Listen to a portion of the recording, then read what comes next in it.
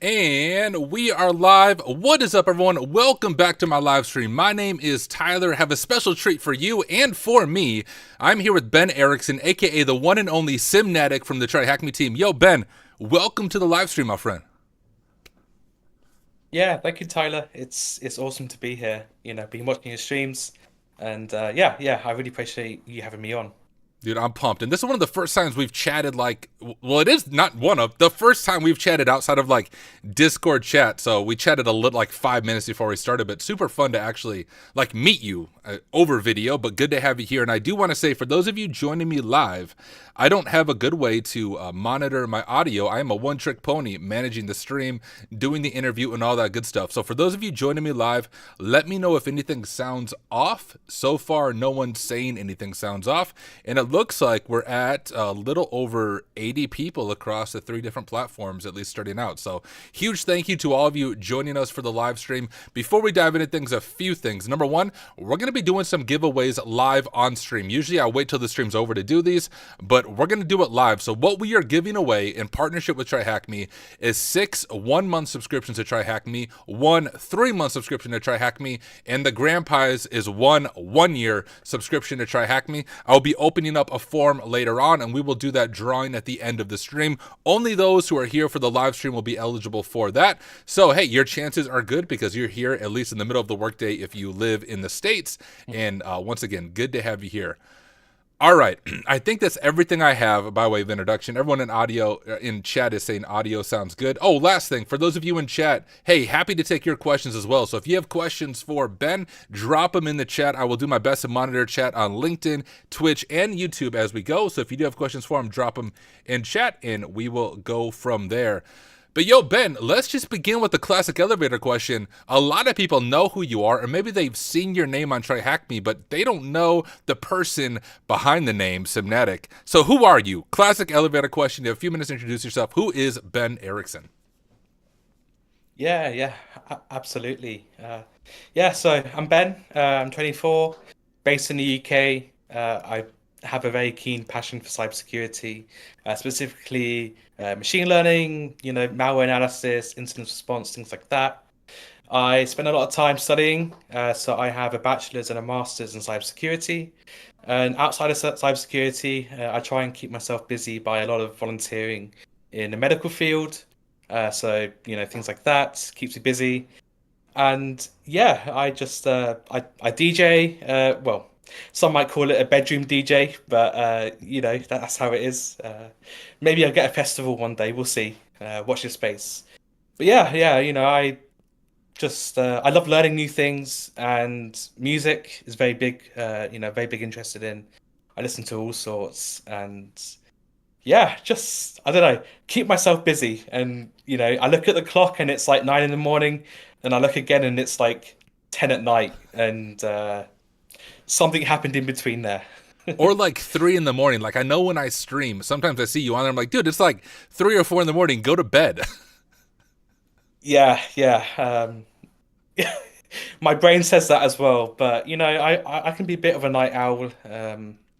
Yeah, it's I especially I think when I'm working on a lot of like big projects and things that I need to focus on. I don't know why, but I just kind of seem to synchronize better with nighttime.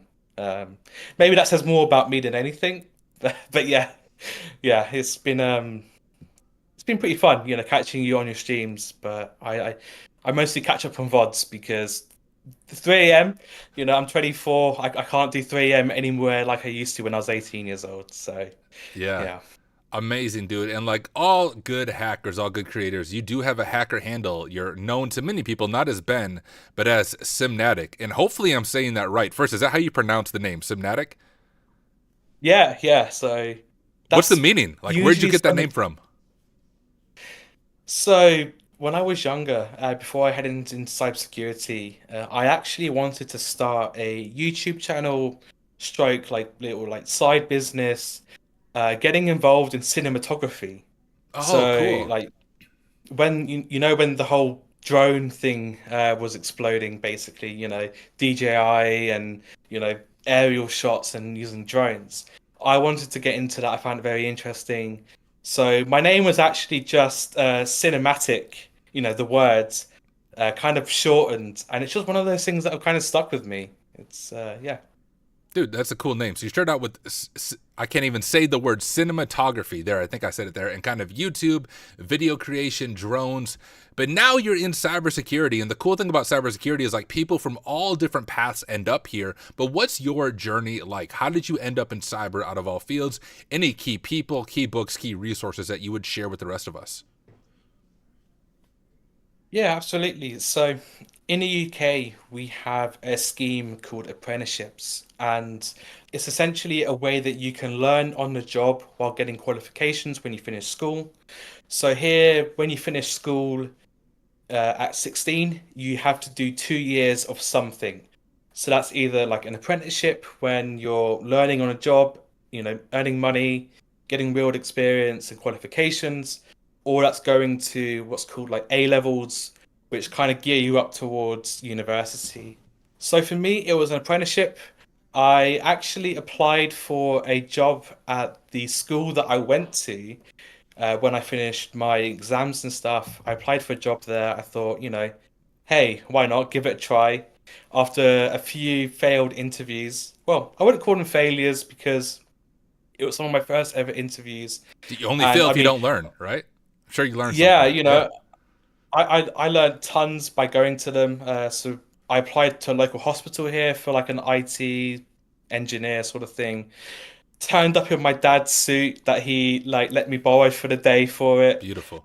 And I mean I got absolutely rinsed in the interview. I didn't know what was going on. But it was really constructive. The interview at the end gave me some really good feedback, and I was like, you know what, okay, I can apply this and I can actually sell myself, right? I think that's a big part of interviews, is selling yourself as well. So yeah, I applied to the school to work, to work at the school that I actually graduated from. Applied for a job that was too high in terms of like, skills and things, but they liked me and you know I had good grades from that school. So they said, "Hey, why don't you come on as an apprentice, which is, the apprenticeship program, as a sysadmin?" So an apprentice sysadmin, which was really interesting. I learned honestly so many different skills from that. It was one of those places where, yes, I was a sysadmin, but we were basically just IT, right? And that was IT from fixing desktops to printers to configuring network devices, managing servers for like 6,000 people and all sorts. I mean, I learned a lot there. And while I was there, we had some, I guess, cybersecurity scares. And at the time, I didn't really know what was going on. I looked at it and I thought, you know, why not actually learn what these are, right? I mean, it's all good kind of having to respond to things and protect your systems against hackers. But what is a hacker, right? I mean, I was 16 at the time, kind of, that was that sort of mindset I had. So I looked into cybersecurity and started learning on like YouTube and like Over the Wire. That has a classic place in my heart, Over the Wire. And yeah, just learning like what a hacker is and what they actually do, right? And then that helped me in my job as an apprentice, saying, "Hey, I've noticed this like vulnerability or insecure thing, you know, it puts us at this risk, right?" And yeah, that was some of my most foundational years. And then I thought, hey, I want to go and do this full time. So I went to university, done my bachelor's in cybersecurity for 3 years. That was really fun, moving out for the first time, away from parents, right? Uh, Young adult stuff, partying, stuff like that. And then, yeah, just fell in love with it, really. Cybersecurity has been my passion for a good few years. That is amazing, dude. Thank you for sharing all that. And I do want to throw a question to you from the audience. YN, because I think it goes well with you talking about interviews and kind of your own journey. So YN asked this over on YouTube. What advice would you have for a 30-year-old newbie trying to get into hacking coming from the golf industry, so no tech background? Which I think that person's story fits a lot of people's story trying to pivot into IT. So from Mm. your own experience in IT as well as being a content engineer at TryHackMe, what advice would you offer them? Yeah, absolutely. I think, cybersecurity is definitely something that everyone can get into, and I really encourage it as well. Don't be disheartened by it. It is a difficult field, but putting the time, effort, work, 100%. I think a lot of things that maybe get glossed over is, the importance of soft skills. And this is something that was really useful to me, at least in like sort of doing help desk and things, was, customer service and having those interpersonal skills, or maybe not even just that, but like time management and being able to deal with your workload, having responsibilities, even if it's not technically, like IT related, there's a lot of transferable skills in other fields, golfing, teaching, all sorts of stuff, construction, you know, there's a lot of interpersonal skills that you can develop and sell yourself on. And then with that, to help boost your CV, I think looking at doing some hobby projects. I mean, I'm a big advocate for doing things like home labs. At least for me as a content engineer, that also really helped was, if I had an evening spare, I'd spin up a few VMs, develop a lab, install some software that I'm not too sure about, play around with Microsoft Exchange or, some Windows Server stuff, right? It's really useful. And if you can demonstrate that you're willing to learn just, not outside of the job, then yeah, I think that really helps as well. Yeah, excellent stuff. And let's talk about one of the best resources, which is TryHackMe. My own story is I transitioned from being a pastor. So I was in the church world for about 10 years before I transitioned to IT. And I was, 27. Maybe when I landed my first IT job, I'm 30 now. So I haven't been in IT long, but I social engineered myself into a pen testing role, which is where I'm at now. But TryHackMe is a big part of my own journey. I do have a bachelor's in cybersecurity, but even with that, as you would know, cybersecurity is such a massive field that I think I had like one class on like offensive security, and it was like, hey, run an in-map scan and find some CVEs. Like, kind of real world, but really not. And almost everything I know came from the TryHackMe platform. So how did you get connected with TryHackMe? Because you've been there like almost from the beginning. Share with us your TryHackMe story. Yeah, absolutely. I mean, I wish things like TryHackMe and Hack the Box and things like that were around when I started. Now's a really great time to get, to break into cybersecurity. But yeah, so I joined TryHackMe in 2019 as a user. I signed up to the platform. I heard it through a friend at university. I thought, okay, well, I'll have a look. It was very different back then. Even just the website itself was very different. And yeah, done some rooms, signed on for the first Advent Hold up. Cyber Let me ever. pause you there. You said you've done some rooms. How many have you created now? Is it over 90? Let's just get that out there. Oh yeah, so but when I say done some rooms, I mean like as in, Oh, you completed completed them some. as I a got you. user. All right. Yeah. Let me pass the mic back to you. Here's the mic. Yeah, cheers. But yeah, I'm sure we'll come on to like the whole room creation a bit later. But yeah, so yeah, done some rooms as a user, quite enjoyed it. Done the first Advent of Cyber, and I thought, hey, I like what they're doing here. I can, it looks like you can create your own rooms and spread the knowledge, pay back a little bit to the community that taught me and try hack me. So I created my first room. It's still up there if anyone can find it, What is but it? What's it about? it's What's the subject, anyways?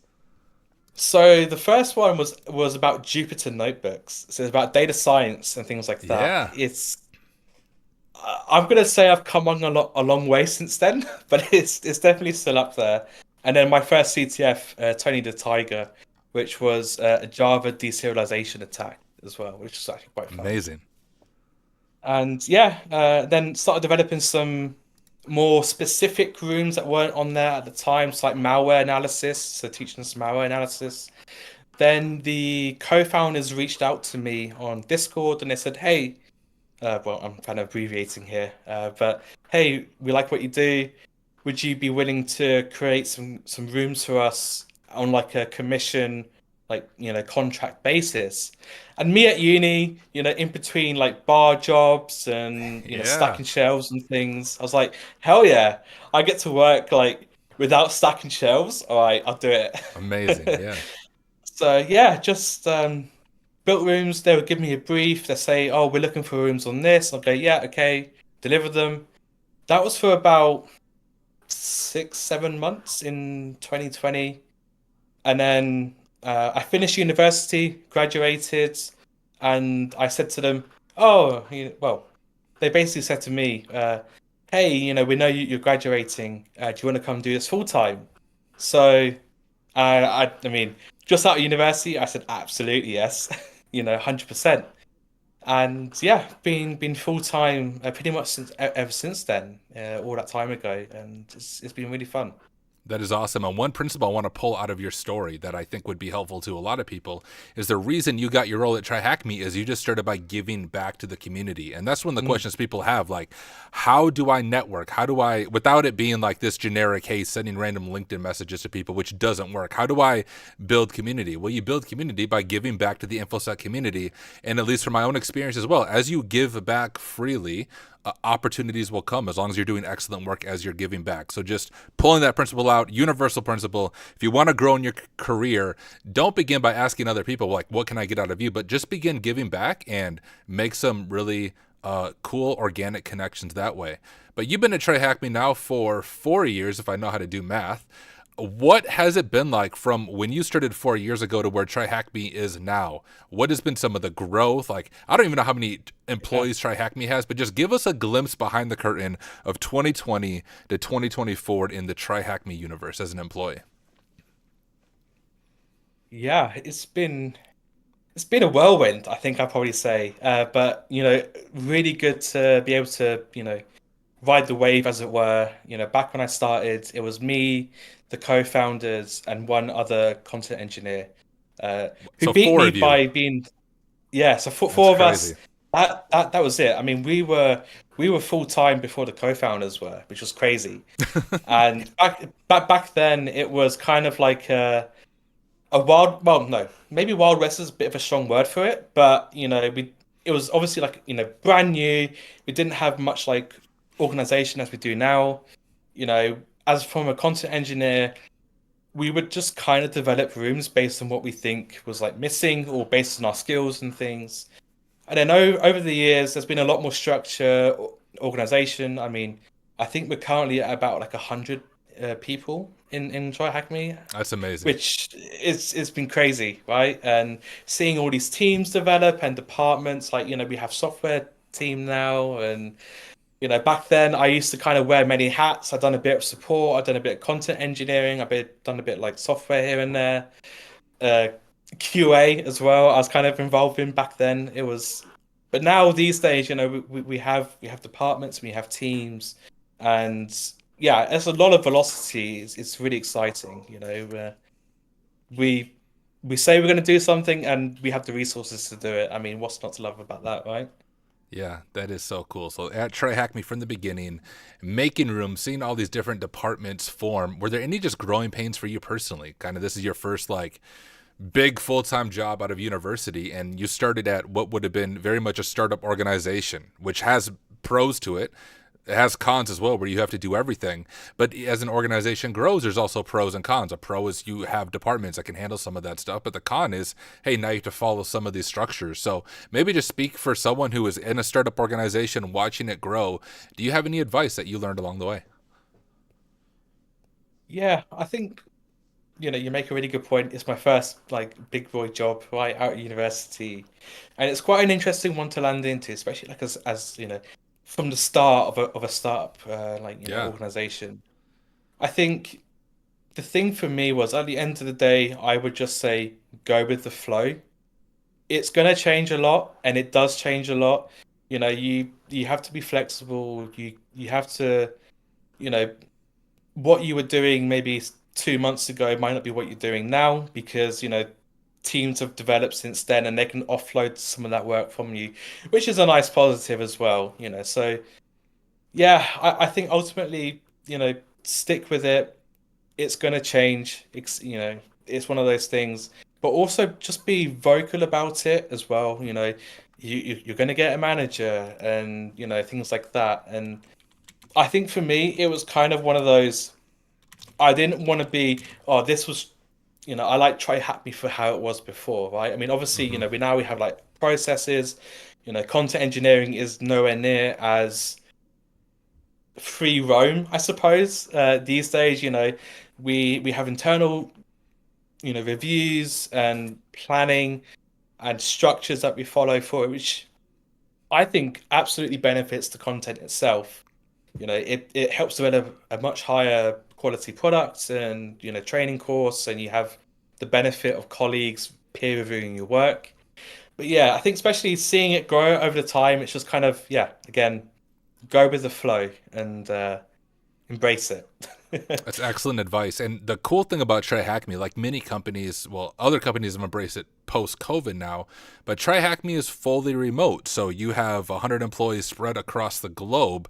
What has TryHackMe done to, like, although it's a fully remote team, I know culture is still a big goal at TryHackMe. So what does TryHackMe do as a company that helps you get to know other people at TryHackMe and build that culture even in the midst of a remote team?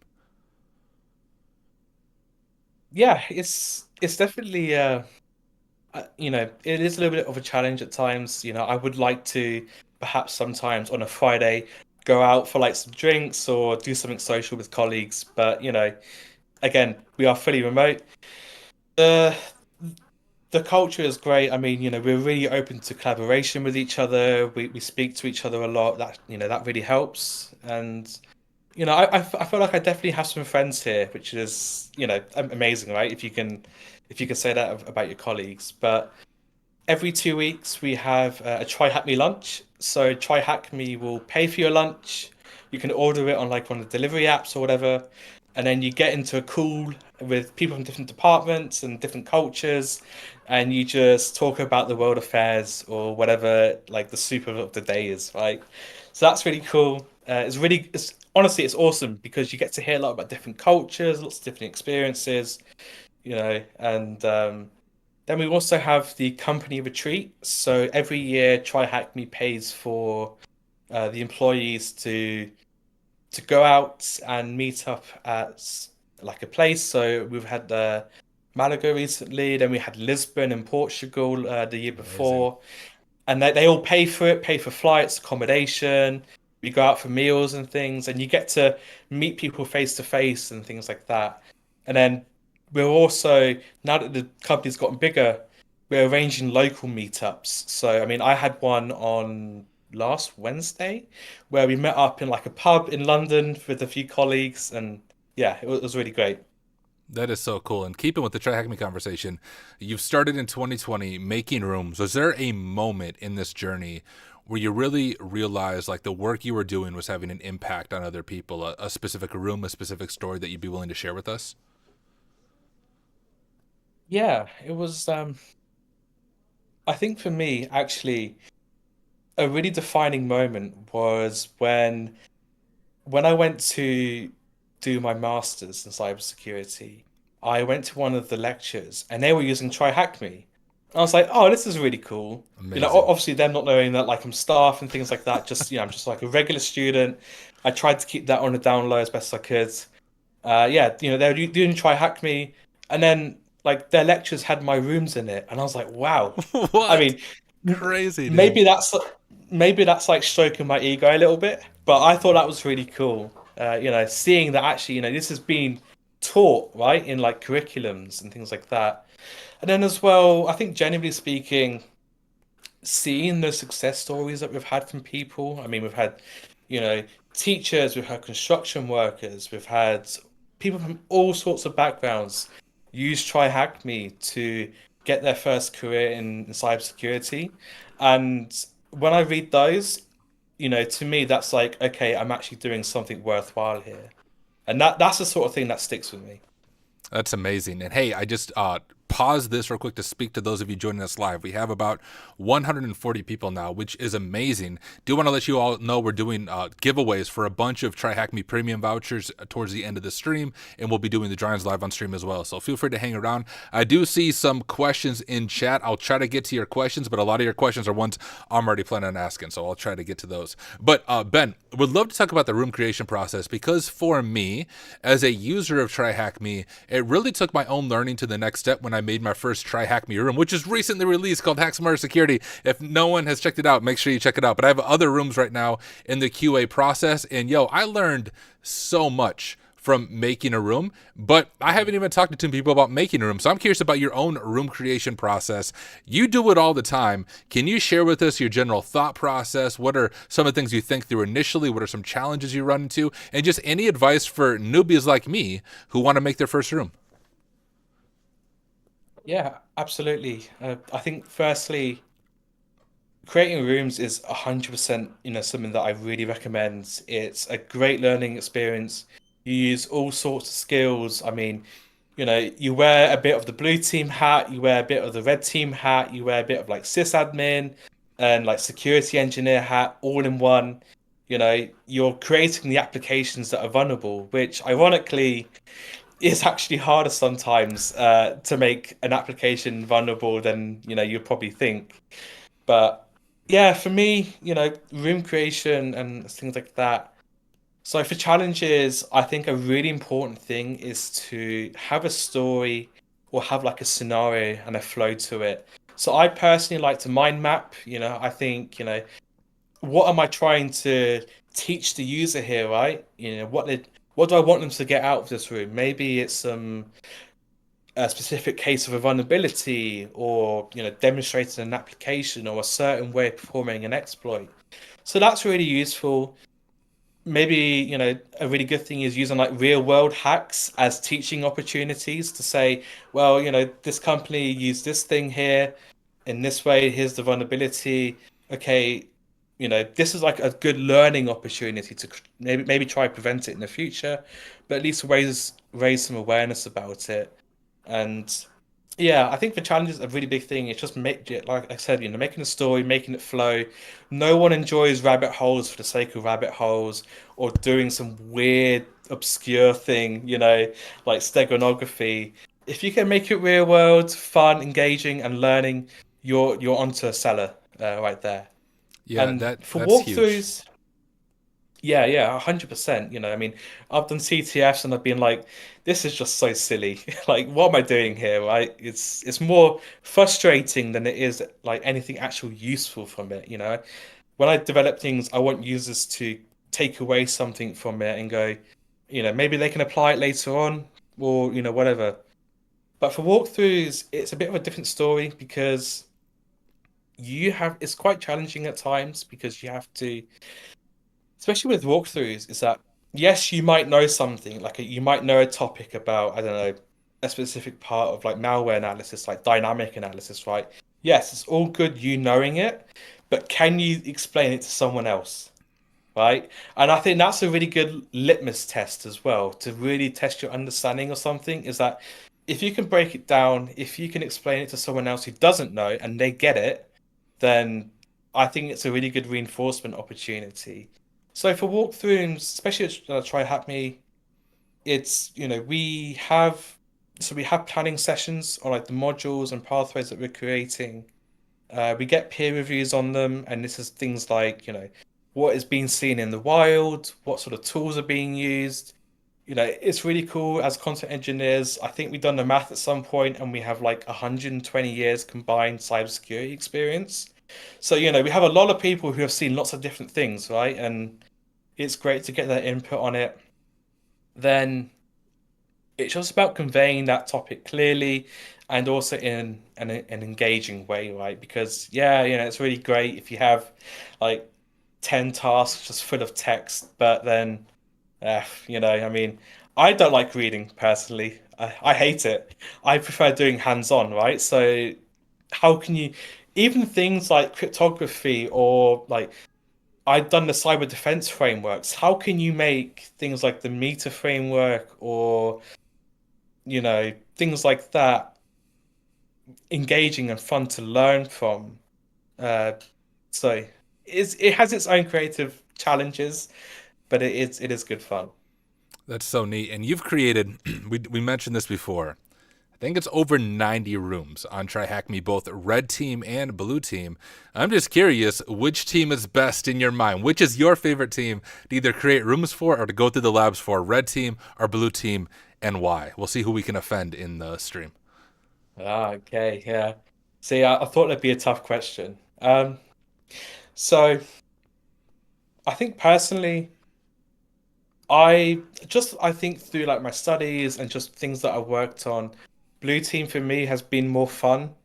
I think there's a different like I like the investigation part of things, the analysis and reconstructing like a timeline, for example. You might have this host that's breached, okay, where you look for these artifacts and then you figure out, oh, look, well, okay, it's coming from this host, and then you step back a little bit. So I think it's quite fun kind of reverse engineering like an incident, for example. But also, it does feel very good when you get that reverse shell, right? So, yeah, I think red team's definitely the more red team hacker I'm in stuff is definitely fun.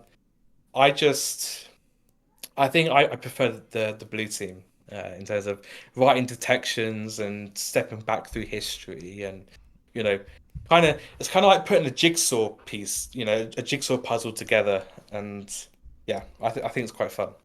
So I just want to let you know, Tinas over on YouTube said he's offended. So you have to take it with him and battle it out.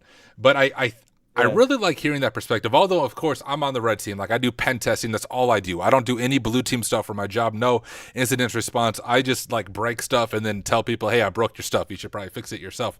But there's a lot I miss out on as a pen tester without at least being aware of blue team, which is what I love about TryHackMe. It gives me a glimpse into the blue team side of things.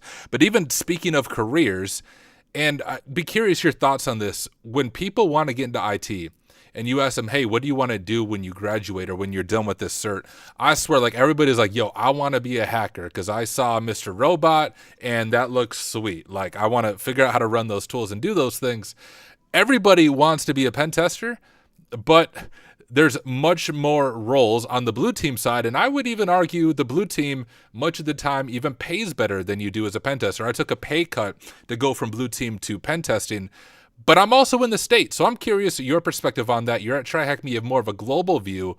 What do you think is more in demand, that red team skills or those blue team skills from your perspective? Yeah, it's really interesting. I think, at least in my perspective and sort of what I see, we talk to a lot of like different companies and all over the world and have a lot of like research and stuff. I think generally speaking, blue team skills are more in demand, I would say. I think blue team is a lot more of like a reliable, stable income, I suppose. It's maybe harder to break into red teaming.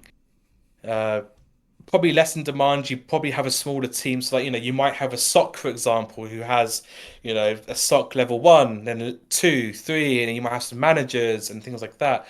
Whereas, like maybe like a red teaming department would probably be smaller. You might have one or two who would specialize in certain fields. So, you might have like a mobile app pen tester. You might have a like one or two web app security people, right? It's a lot more, I think, specialized in that sense.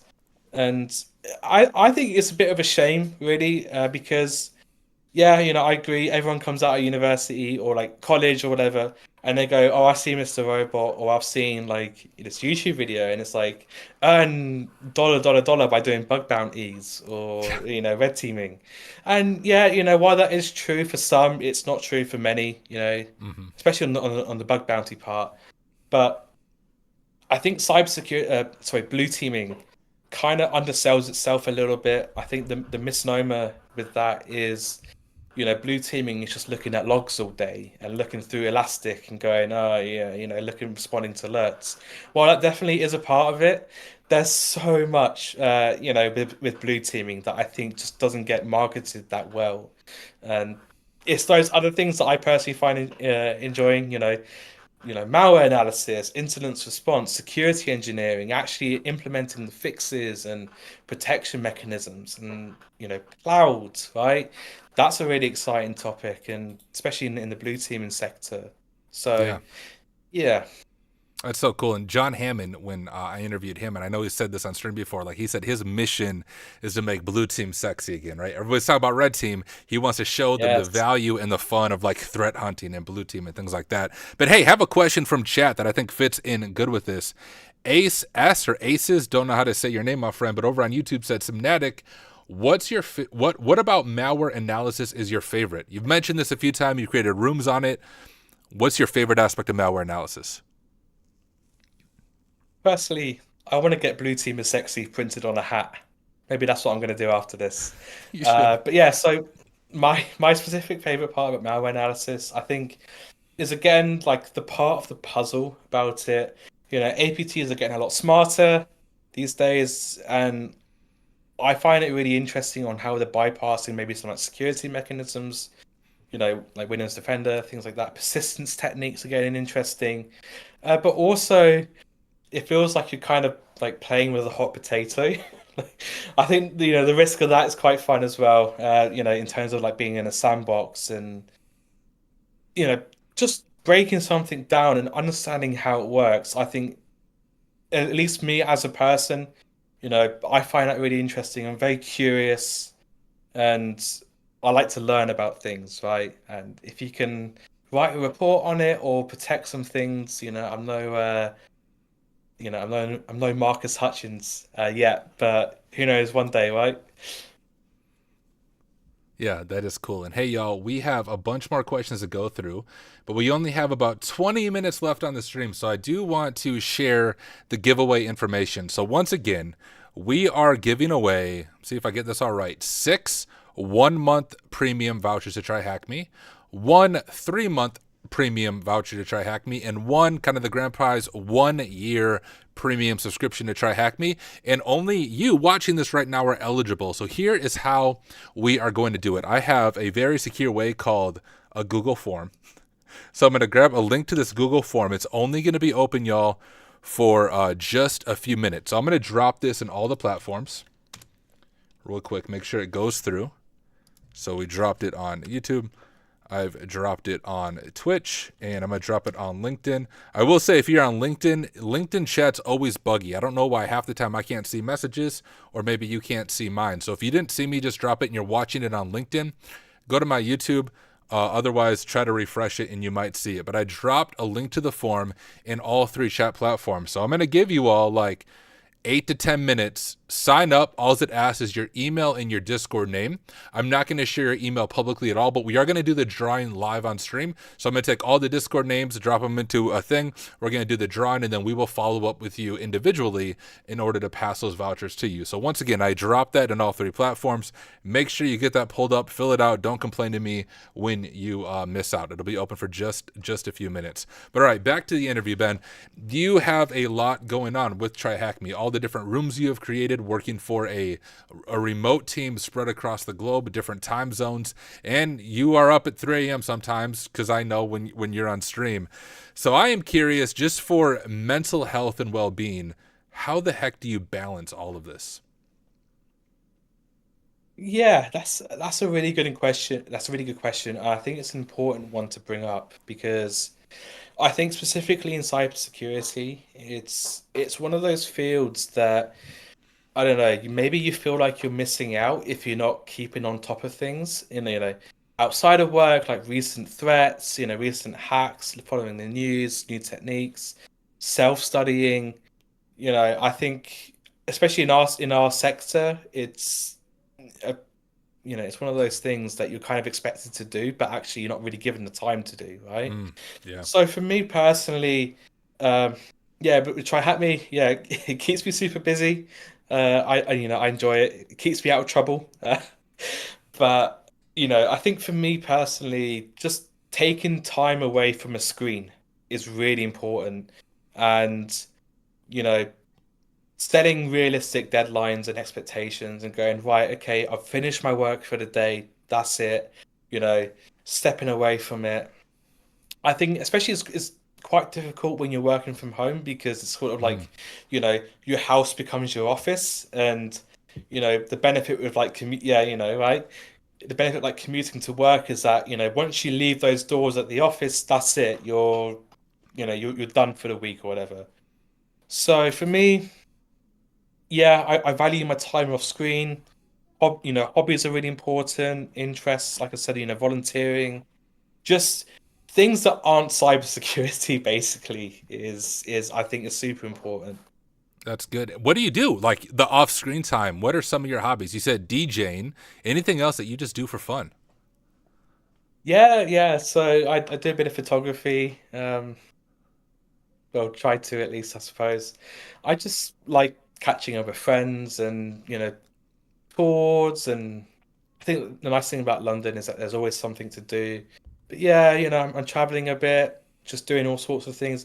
I mean, even going for a walk at the end of the day, right? Just a change of scenery, going for a walk around a lake or like in the woods is a nice reset from things when you've spent, you know, 8 hours on a screen, right? Doing some really cool cybersecurity stuff.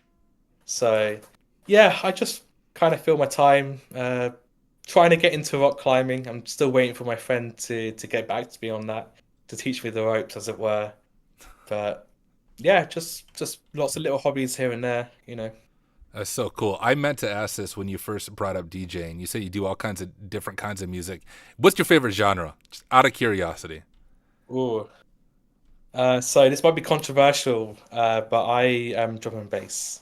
Yeah, Okay. it's very big in the UK. Very big in Yeah. the UK. I was hoping you were going to say rap music and that your favorite artist is Papa Shell Uh, and your favorite song is the Advent of Cyber rap song. But I'll let that slide. We'll just pretend like you said that. Maybe I'll go back and just edit that in. We'll use like AI to control your voice and do it. I've got it as my ringtone if that counts. Do you So really? you know, That's I amazing. do. Yeah, I do. Yeah. It I'll is have to send you a screenshot, but yeah, I do. it is my kids' like favorite song. I swear, like once a day we rap it. So yesterday I don't know what game my daughter taught me and my son to play, but we had to sing a song while we like clapped each other's hands, and that was a song. So it's like I'm a Papa Shell, and then they go through it and they know the song, like they rap it with me. So that's my it's my claim to fame. Anyone watching this who has not seen the Advent of Cyber rap song, you haven't lived your life yet. So make sure you go to my YouTube Yeah. page, find it, and it follows the whole storyline of Advent of Cyber. I'll have to do a part 2 in the next Advent of Cyber. But okay, I'm going to close the form real quick. I have a few more questions for Ben, but I cannot multitask, so give me just a second. I'm going to grab this form. This is my last chance, y'all. If you haven't filled it out, don't cry to me on Discord when you miss out, because I'm going to close the form if I can figure out how to log into the form. Then I'll close it. You should have seen the TryHackMe Slack when you dropped that song. Was it It was amazing? popping off. Yeah. All right, the form is no longer accepting responses. So if you missed out, you missed out. That is too bad. You'll just have to listen to my rap song instead and get your anger out there. But okay, let's talk a little bit about the future. This is actually one of the questions people have asked in chat. But looking at cybersecurity trends, as a content engineer, that's a big part of what you do. You're looking at threat actors, what they're doing, how we can emulate it in rooms. So as you look at cybersecurity trends and threats, what are some major ones that you think will shape the future of our industry? I think a big, I suppose, elephant in the room is AI. That's the question people But ask in chat. So I'm glad you yeah, brought that up. Yeah, let's talk about it. definitely can't be ignored. I mean, it's here to stay, right? And it is kind of maybe,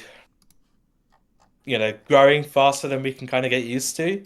But I think this ties into like a really nice sort of having a cyber room that I've done for Van Chassis. And, you know, yes, it's really great having AI do everything, but at the end of the day, it's still only as good as the training data it's made up of, right? And having this AI firewall or seam or something like that, yeah, okay, yeah, it's got all those marketing buzzwords in it, so your sales manager would buy it. But it's not perfect. It is going to miss things, right? And I think complacency is a big issue with it as well. AI is super amazing. I mean, don't get me wrong. I love AI. I think it's very interesting. I studied machine learning, developed some models for malware analysis. I think it's superb, and I'm really excited to see what we can do with it. But I think, yeah, it's all about training data and defining scope for it as well, right? I Mm. mean, there was a really good example of, I think it was like Dodge in the US, where someone managed to get the AI chatbot assistant for Dodge to sign a legally binding contract to sell Whoa, them a truck for like $1. It's stuff like that, and I'm like, okay, yeah, quite funny, but also scary. that's So I crazy, think dude. that, yeah, it's actually quite funny. But I think with that Web 3.0, as much as I maybe dislike it, I think that is also still here to stay. When I say that, I mean like cryptocurrencies, things like that. Solana contracts, blockchain technologies. I think that's something that we're going to have to get used to. It is here, right, at the end of the day. Hmm.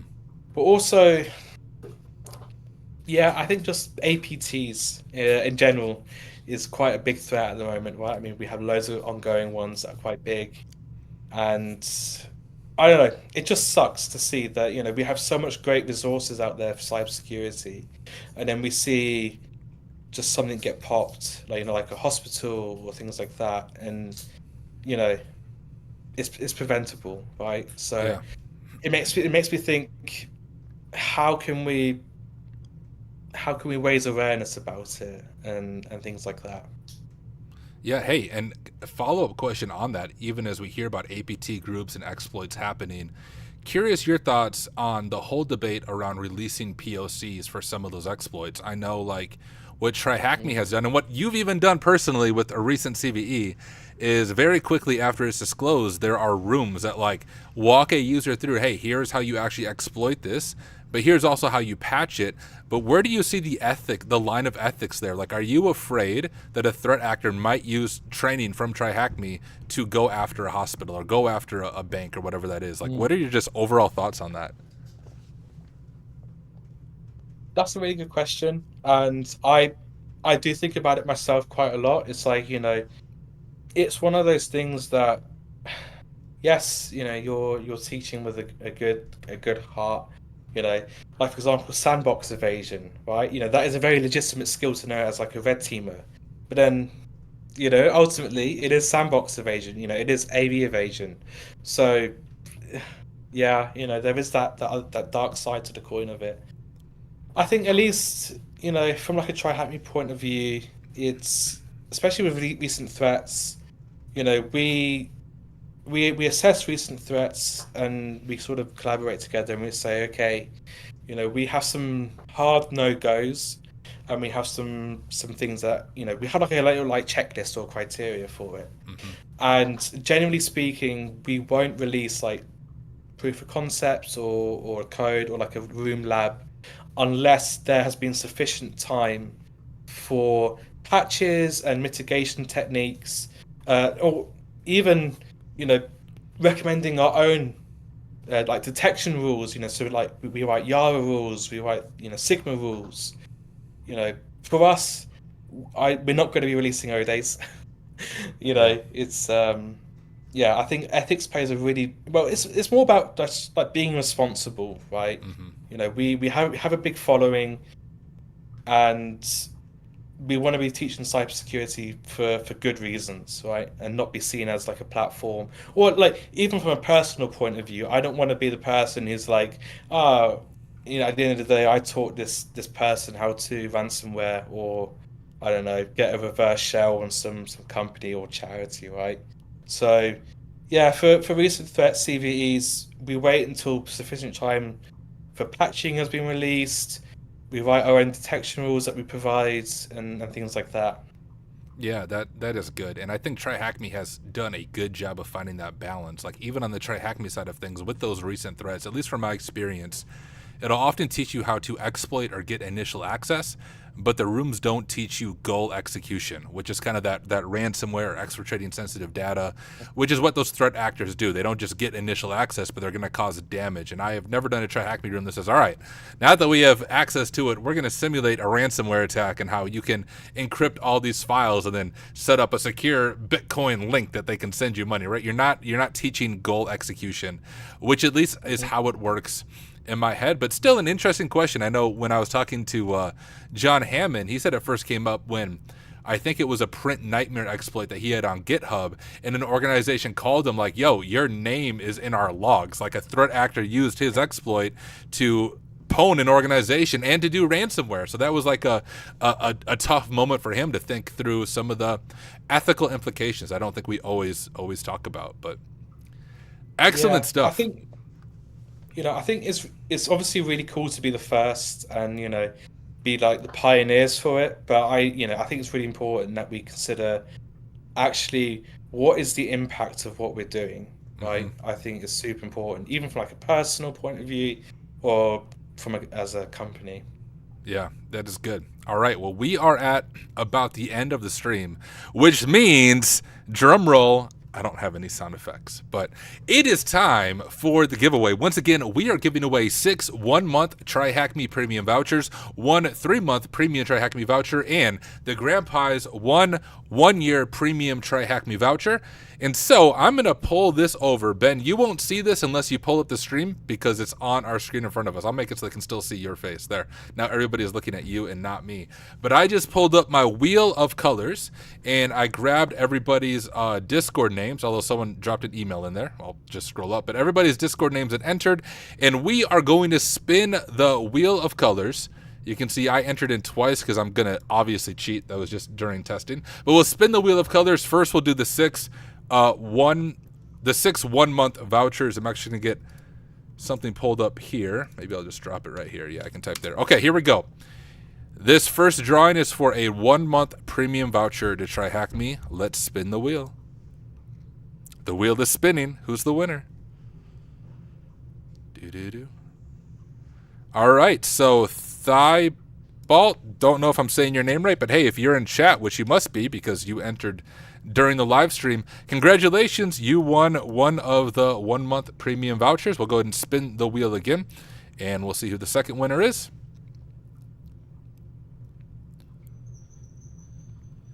Second winner is Hey FDG, so congratulations to you. I'll drop you in there. Let's spin again. Another 1 month premium voucher. Get a taste of what TryHackMe Premium is like. And MyTash72925, you are the next winner. The cool thing about this is we have so many vouchers. Usually I only have like 3 that we can give away, but yo, a lot of people are going to win today. So that's exciting. .ACT02. And once again, for the winners, we will follow up with you via email. And if you don't get back to us within like a week, we're just going to choose a new person. So make sure you respond to me when I email you later today. Hey, you pseudo veggies, I know you. Congratulations. You got the 1 month voucher. So we're at 1, 2, 3, 4, 5. One more winner for the 1 month voucher, and then we'll do the 3 month voucher. The last winner for a 1 month voucher is Ghostman9393. Is that 6? Yep, it is. So now we are going to do a drawing for the 3 month voucher, premium voucher. So we'll spin the wheel. And the winner is Wizar, if I'm saying that correct. Congratulations, you get the 3 month voucher. And then the final drawing, this is the grand prize, one year subscription to TryHackMe Premium. Let's spin the wheel. And the winner of the 1 year voucher is Znur. I have no idea how to say your name. It's like Snore, but with a Z. Znur11. You are the winner of the 1 year subscription to TryHackMe. So I just messed up Discord. There we go. Want to say congratulations to all the winners.